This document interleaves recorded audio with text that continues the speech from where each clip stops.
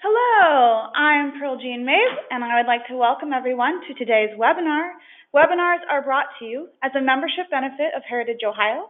Heritage Ohio's mission is to help people save the places that matter, build community, live better.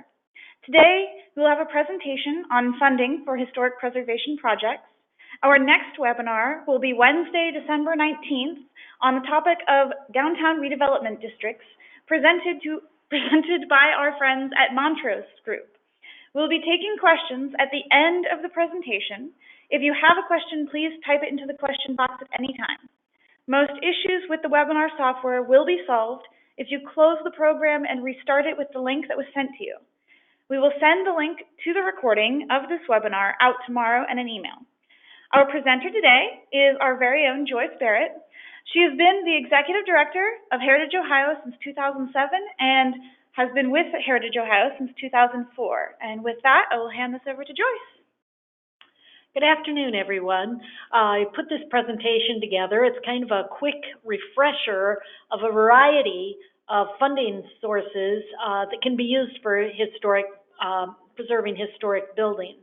If we get to the end and I've forgotten something, please put it in the chat box and we'll announce it with the questions and we'll get started. The granddaddy and the biggest and best source of funding for commercial buildings is the Federal Historic Tax Credit. That's a 20% tax credit on qualified rehabilitation expenses. So it has to be an income-producing property. 20%, you understand that if you spend $1 million, that's a $200,000 tax credit. There's no better source of funding than historic tax credits. Qualified rehabilitation expenses are expenses that have to do with the rehabilitation of the building. It's not for landscaping, it's not for acquisition, it's not for additions. And one of the tricks kind of about additions are, for instance, an elevator, you try to incorporate it within the historic building. You don't put an addition on the outside of the building. To use the Federal Historic Tax Credit, there's 3 forms, Part 1, Part 2, Part 3. Part 1 is I'm qualified to use this tax credit. I'm on the National Register. I'm in the process of being listed on the National Register. I'm part of a National Register district. Part 2 is a narrative of the work you're going to do on your building in detail, describing every treatment to ceilings, floors, walls, windows, and then there's photographic evidence of the building as it stands and what you plan on doing with it. Part 3 is, look, I did the work, I did everything I said I was going to do, and the photographic evidence showing that. These projects are reviewed through the State Historic Preservation Office, and people who are unfamiliar with the process sometimes fear that. Do not fear the SHPO office. They are our friends. They want to see historic buildings rehabilitated.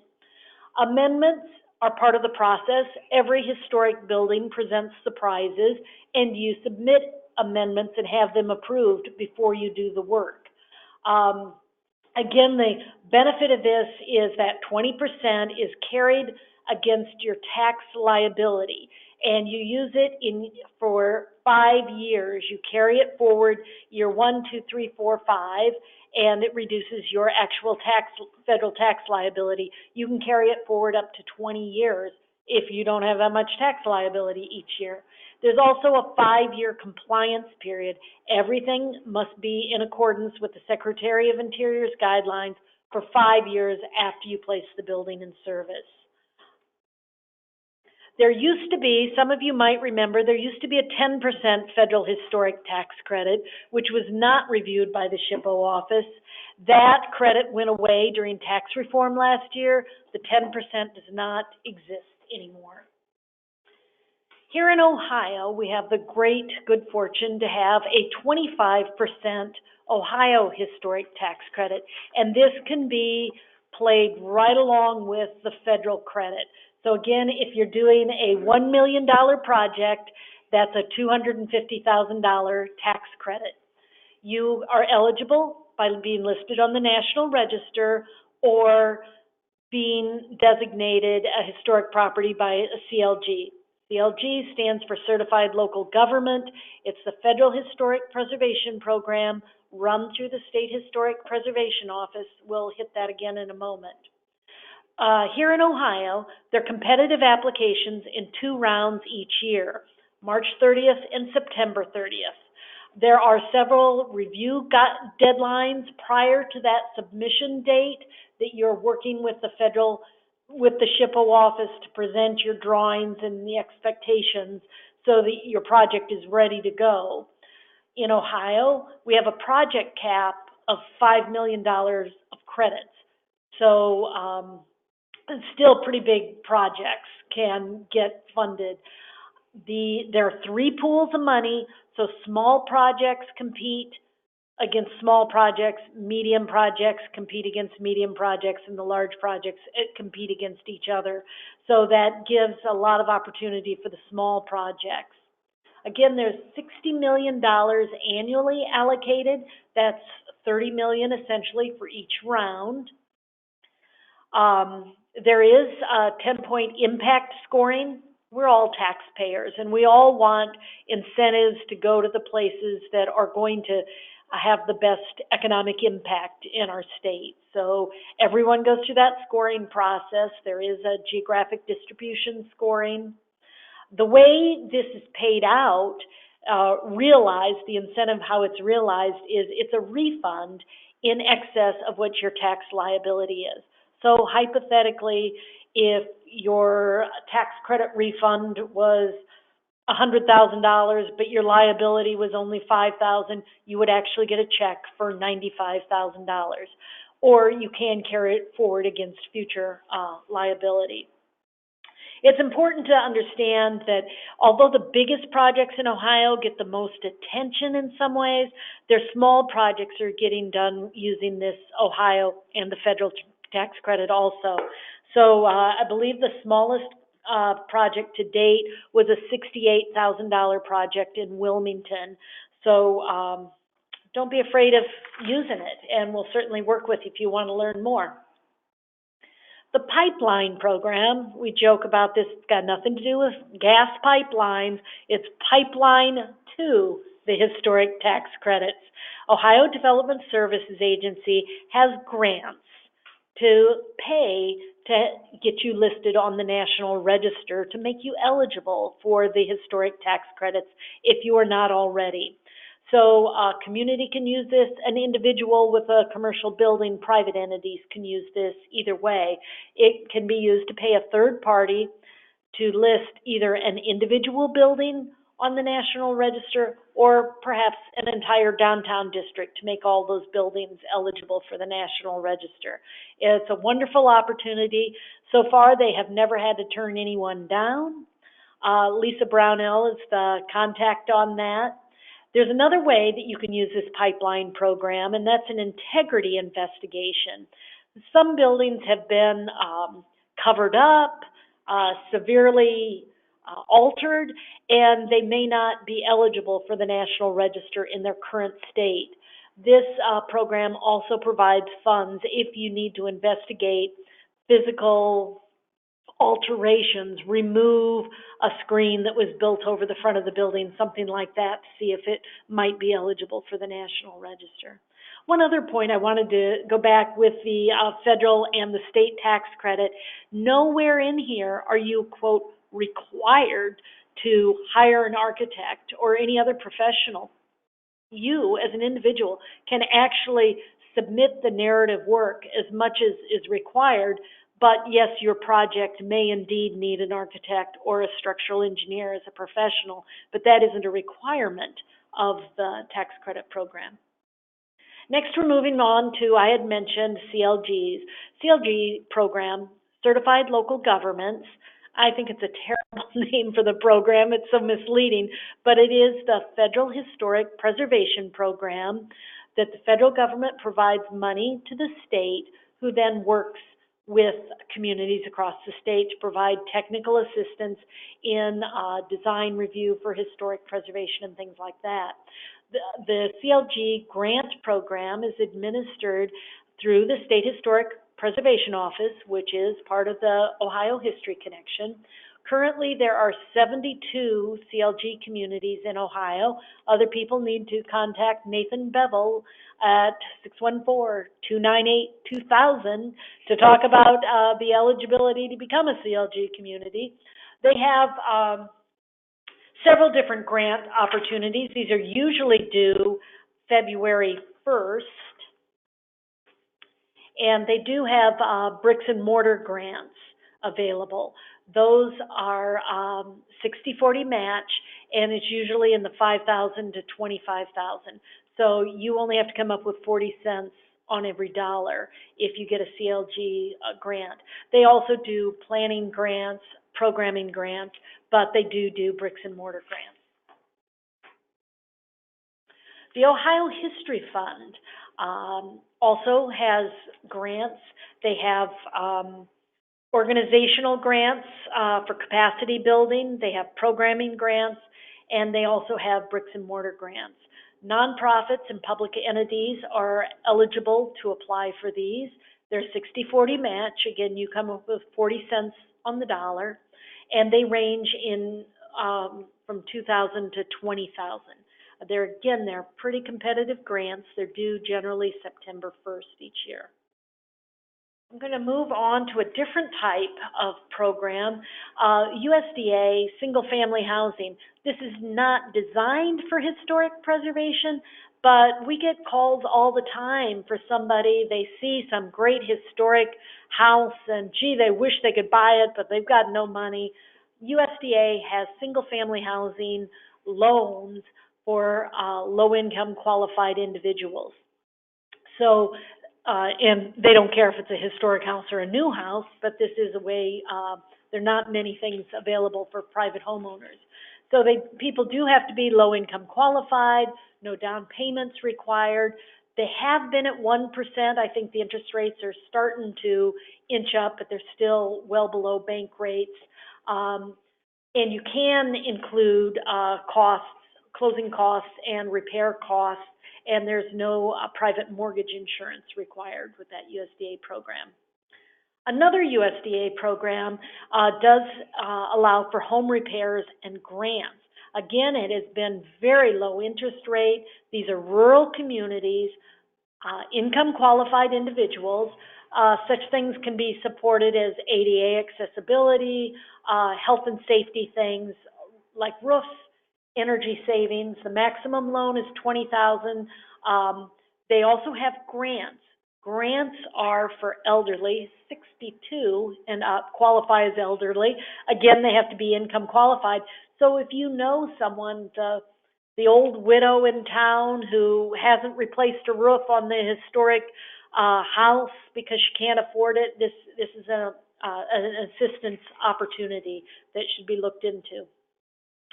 USDA also has a community facilities program. They have loans and grants. In general, the loans are low interest loans designed for community facilities.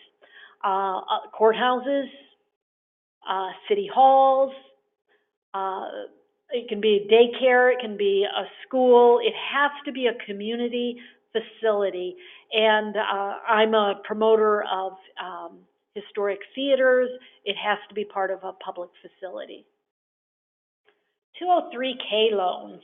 I know Frank did a webinar before, I think, on 203K loans because he's used that personally. They range from $5,000 to $35,000. A lot of times people will buy distressed homes that maybe the bank doesn't want to lend to, but this is an opportunity, a special loan program, sort of a guarantee on properties that would not qualify for conventional lending. Because it is a federal program, you have to be patient about closing and things like that. You're required to have a rehabilitation plan because they expect you to be pretty efficient about it, like in a 6 to 12 month time framework. So the loan can exceed the purchase price because you can include the costs for repair. Going back to the Ohio Development Services Agency, the Community Development Office has distributes what we call CDBG money, Community Development Block Grant. Now, this is for non-entitlement communities. You have to remember that entitlement communities, generally the bigger communities, obviously like Cleveland, Columbus, Cincinnati, get their HUD, their Housing and Urban Development money directly. So the smaller communities that don't get their HUD money directly compete at the state level. And then the smaller communities have to apply through their county. There are two programs that are good for historic preservation. They have $300,000 downtown grants, and those might be under review. I mean, they might be changing the application to make it streamline it a little bit, but they've traditionally been used to rehabilitate privately owned commercial structures in the downtown. The applicant is the city or the county, but they then provide the funds to the private commercial property owners. And there are different ways that that money can be matched. It's not required for the owner to be the match. The city can use other money that they're using to improve in their downtown districts. They also have what's called the Targets of Opportunity grants. Those are generally $250,000 grants. They're open cycles, so you can apply for them at any point in the year. And they were more targeting one or two buildings that would be transformative in the downtown. So if you have what we call the white elephant buildings, kind of a big commercial building in your downtown that you want to see rehabilitated, this is an opportunity for the city to apply for a grant to get that building redone. Now, one of the things, again, this is federal money, so you do have to pay prevailing wage, which isn't, it isn't necessarily a bad thing to pay people a good wage for what the prevailing wage is, and that's localized for your jurisdiction. So if you're in a small rural community in southern Ohio, prevailing wage isn't the same there as it is in downtown Cleveland. The Ohio Department of Transportation has the TAP program, Transportation Alternative Program, and this is really targeted, again, outside MPOs. MPOs are metropolitan planning organizations. So the bigger cities, here in Columbus, MORPC is the Metropolitan Planning Organization. This is designed for more the rural communities. And the TAP program is targeted towards historic transportation facilities. So one of the most common ones we see are depots. How can you, this is a way to get money to rehabilitate your depot for maybe the trailhead, for the bike paths, like so many communities have done. It does have acquisition and construction costs, and it's an 80% of the project. Again, it's a federal program, so it is more complex than not federal programs. The finance fund, again, not tons of money, but you need to be aware that it exists. The finance fund has pre-development grants and economic development grants for nonprofit organizations. A lot of times these have been used by low-income housing groups, but it can be other groups certainly. And they have pre-development grants. Those are $30,000. They're targeted towards having an affordable housing aspect to them, and it's studying the feasibility of the entire project, spending the time putting a project together. So it can include the architectural, engineering, professional studies that need to be put together to know whether you can do that project or not. Then they also have economic development grants that are up to $100,000, and these are more hard costs and are focused more on job creation, things like that. Jobs Ohio, we all heard about Jobs Ohio, which spends a lot of money recruiting high-tech, medical, and things like that, big firms. They were not designed, per se, to do historic preservation, but they have. So there were grants and loans on the Carlisle building in Chillicothe. And again, that was creating high-paying, medical jobs, and they created housing as well as some mixed use in that building. So it is a program that you can use, but you have to meet those qualifications, certainly. One of our favorite programs to support or to talk about is the capital appropriation. This is through the Ohio General Assembly. Capital appropriation is on even years, so we're coming into 2019, so they're doing an operating budget at the General Assembly, and the next capital budget won't be until 2020, but now is the exact time that you have new representatives in some communities, and you start introducing your state representative and your state senator to a project that you want to see funded at the state level. And they use bonded money. You work with the Ohio Facilities Commission on the project.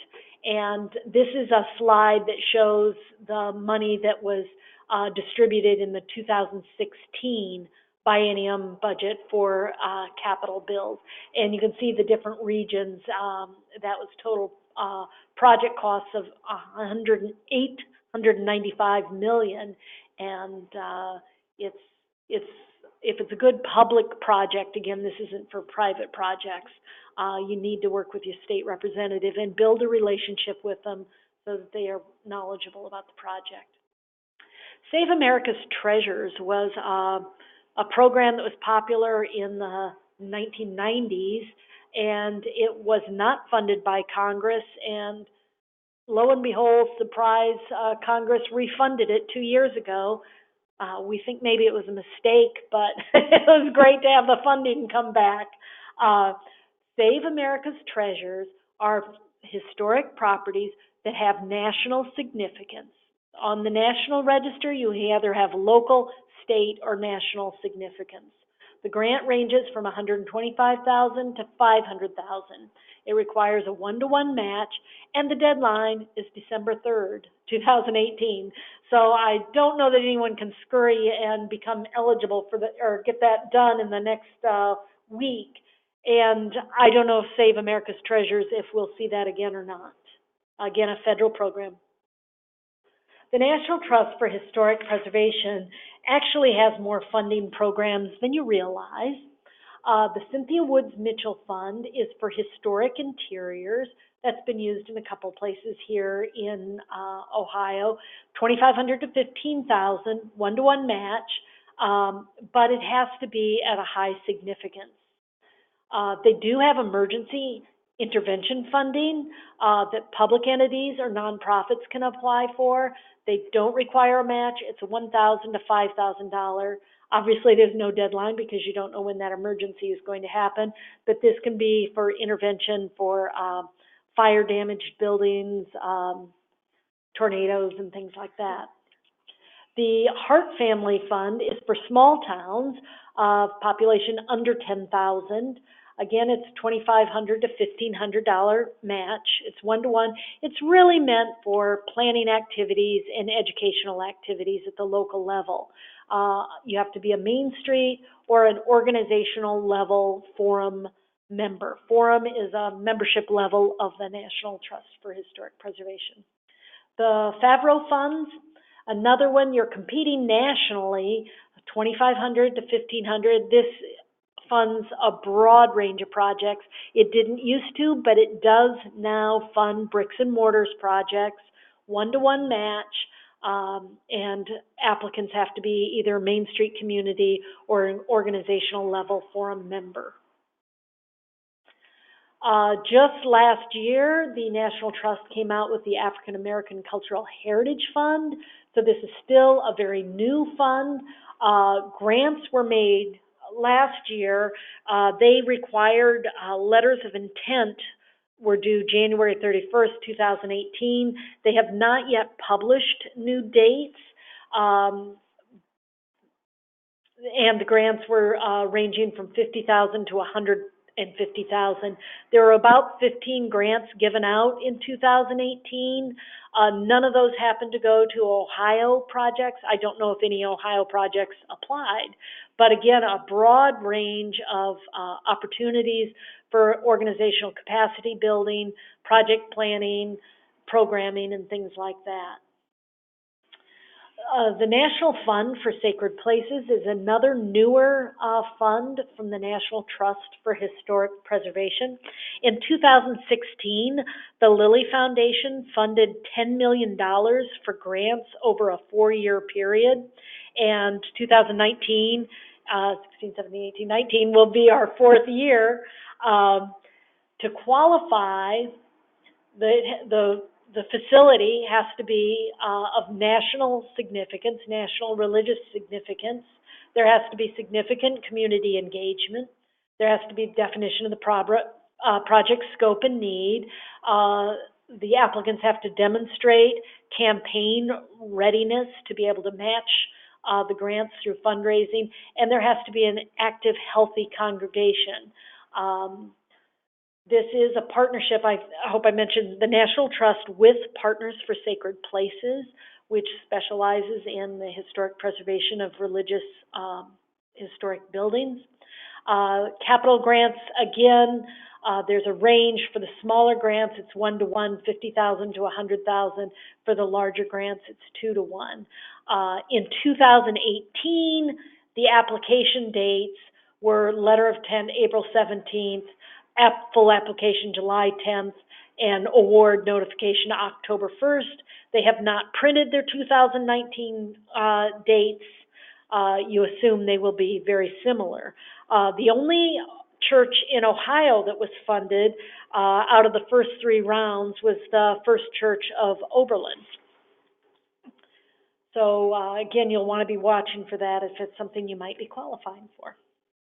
Historic easements are another tool that can be used. They are a bit more sophisticated if you're trying to monetize into a project. The intent of historic easements is to protect historic buildings in perpetuity. You have to donate the historic envelope of the building or potentially the air rights to a qualified historic preservation organization, such as Heritage Ohio. The picture is of the Julian Building here in Columbus, which is one of about 14 easements Heritage Ohio owns. The owner gets to take a charitable deduction for the donation to the historic organization, and then the organization, Heritage Ohio in this case, is required to monitor that building in perpetuity to see to the protection of its historic integrity. And there is a monitoring fee every year associated with the cost of doing that. Sometimes the value of the charitable deduction can be monetized, particularly in lost development rights. So you've seen this in Cleveland and Columbus when a developer gives up the rights to expand and build on top of a building that has equivalent market demand. They can use that as part of their charitable deduction, what they're giving up to maintain that historic building in perpetuity. Local community foundations. This is a picture. Again, we've done a webinar on this before. In Hamilton, when Steve Kuhn redid this mercantile block, he went to the Hamilton Community Foundation, who ended up being one of the lenders on the project. And Steve paid them back right away, but you have to be creative in finding solutions in your community that maybe your community foundation can be invested more directly with your project. Here's a new one, the fire sprinkler tax credits. This just came out with tax reform at the federal congressional level this past year. Small businesses can now deduct the expense of installing a fire sprinkler and additional security systems up to $1 million. And what that means is you get to deduct it, you know, the year you do it. You don't have to depreciate it out over 37 years. So it's going to make the installation of fire sprinklers much more affordable because you get to write off that entire expense the first year.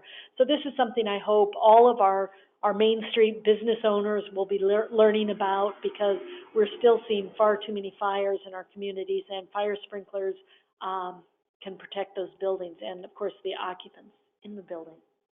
There's also a federal ADA accessibility tax credit, 50% of the expenses. This is, again, designed for smaller businesses. And when we say accessibility, that is not just handicapped ramps.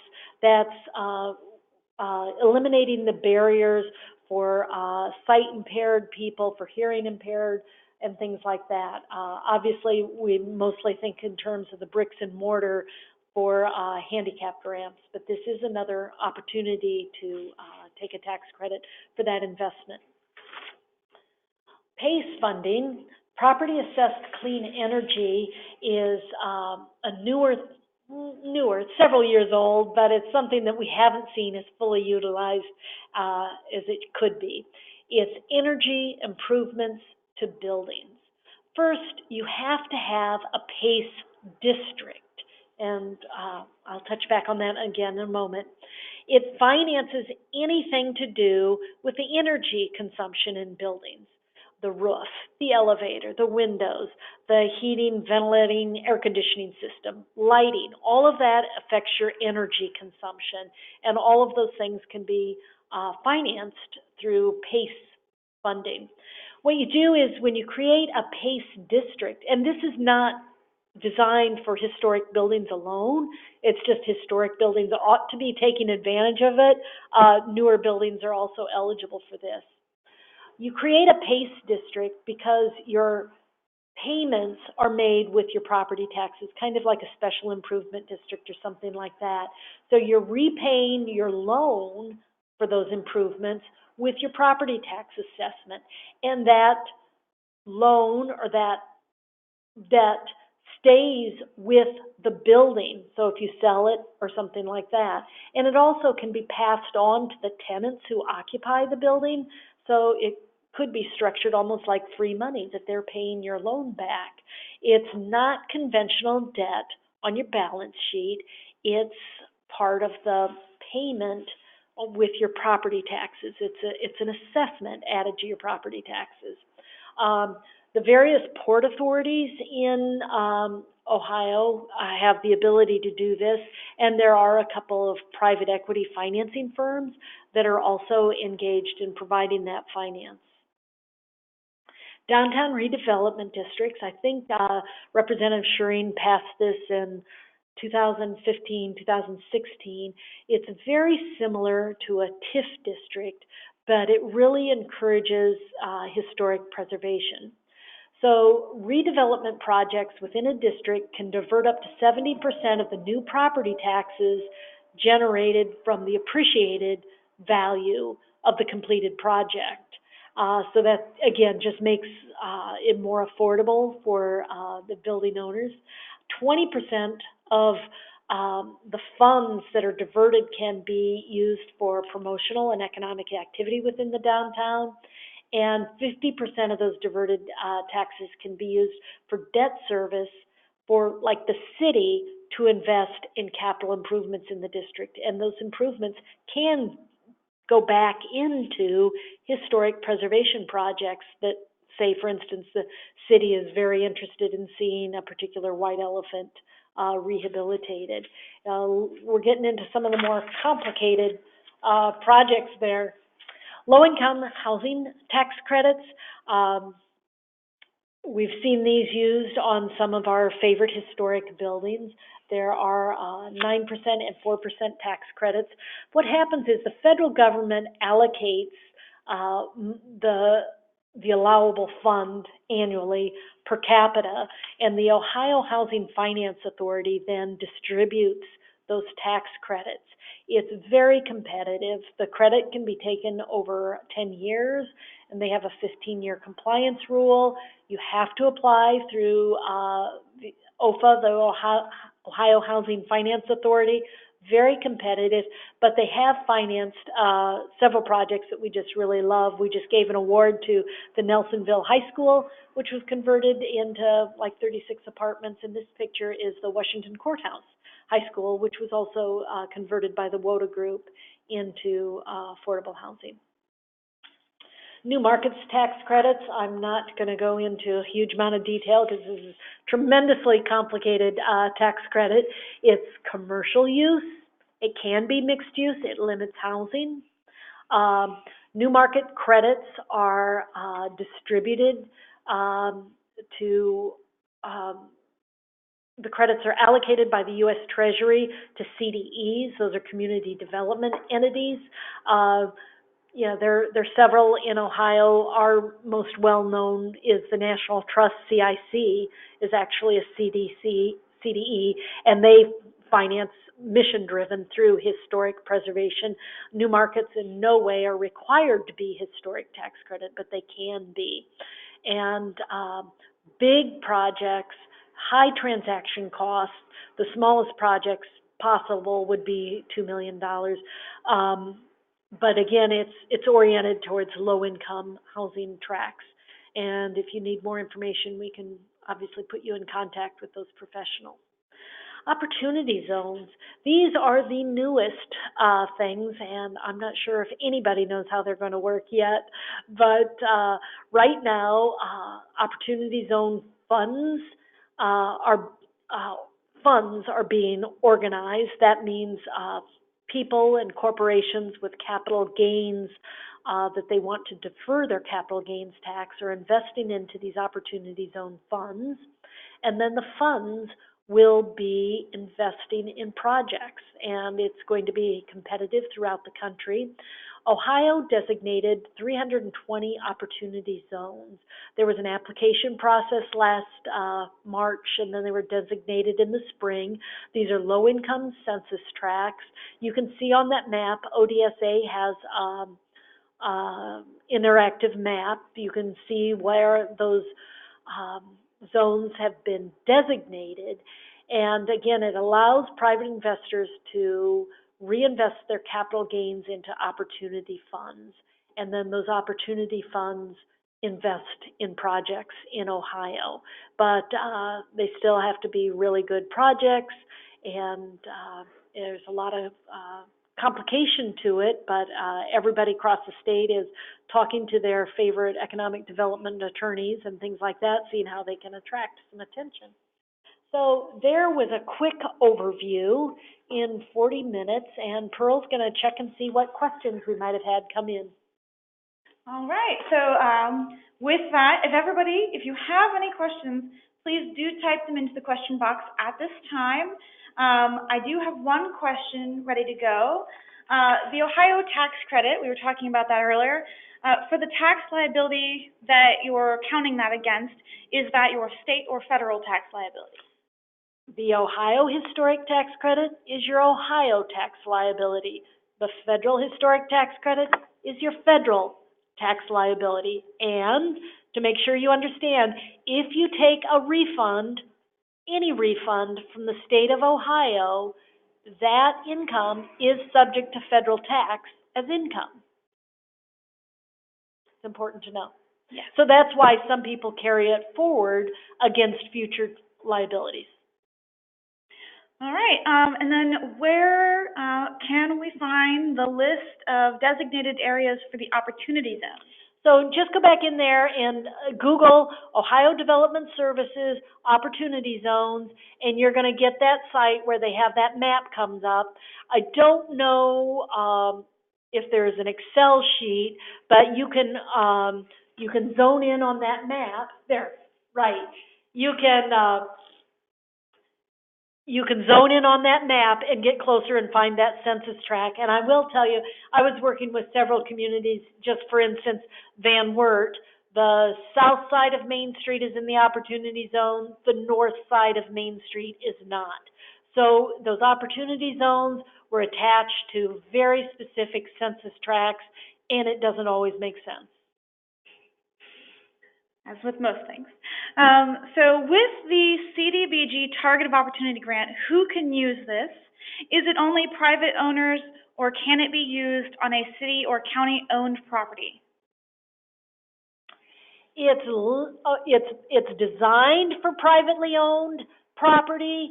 The limitations of the public building use might be for ADA accessibility, but it was not designed for public use public buildings. It was designed for the private property owner. Did I answer all of that? I think so. Okay. Amy, if we didn't answer that to your liking, please rephrase. In your opinion, Joyce, how difficult is it to tap into the capital appropriation? I do not think it's difficult. I think it goes to the relationship you have with your state representative and your state senator. The opportunity is increased with the seniority and leadership position of your state representative. That's just being realistic about politics. But again, it's important to build that relationship with them, because just theoretically, everybody in his district, he or she's district, are coming to them saying, well, and they can't put everything before the General Assembly.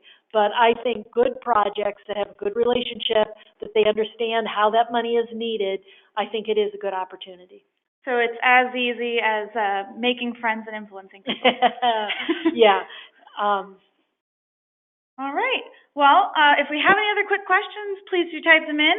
That is the end of the current questions I have. And with that, I would like to thank everyone for attending today's webinar. Please don't forget to join us for our next webinar on December 19th. That's a Wednesday, of course. For our calendar of upcoming events, including the future webinars, please visit us at heritageohio.org. Thank you, and everybody have a great day. Oh, and for the last question that just came in, yes, you can review this later. We will be sending out the recording tomorrow. And one last question. You mentioned that the Cynthia Woods Mitchell Fund is for interior renovations.